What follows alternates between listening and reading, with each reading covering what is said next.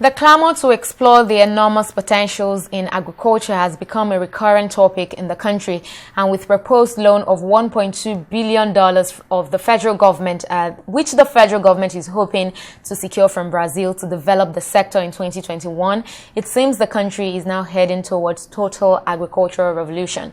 But joining me now to look at this is our correspondent Adamu, who joins us now from the National Assembly and was there at the budget defense of the Agric Minister.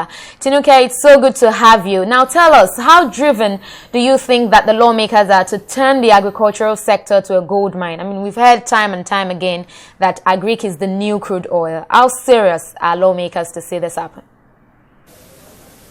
You know, today at the Joint Committee, they were thinking diversification instead of solely depending on oil would help rid unemployment.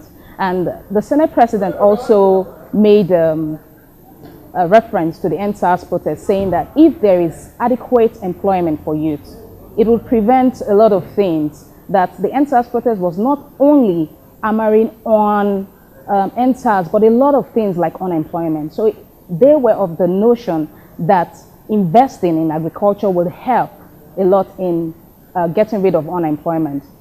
They also said the government cannot do it alone.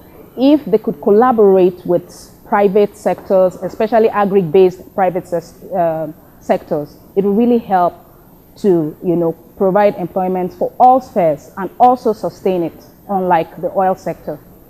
And the minister said just 2% of budget is allocated to agric, and is now advocating for 10% of the budget. Of course, we all know that the nation is not financially buoyant at the moment. Can that be the reason why the federal government is proposing to borrow $1.2 billion from Brazil? You know, the Chairman Joint Committee on Agriculture, Senator Adamu, decried the revenue generation from MDAs. He said the turnout wasn't really enough. So he now insisted that 10% of the annual budget be appropriated to the agric sector, which is about 179.4 billion naira. That is just 2%.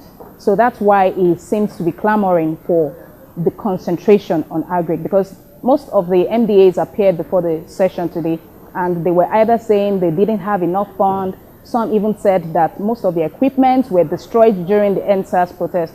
So it just seemed that they have a lot of financial constraints, and a lot of funds will be needed with all the things that were put forward. All right, thank you very much, Atinuke, for that.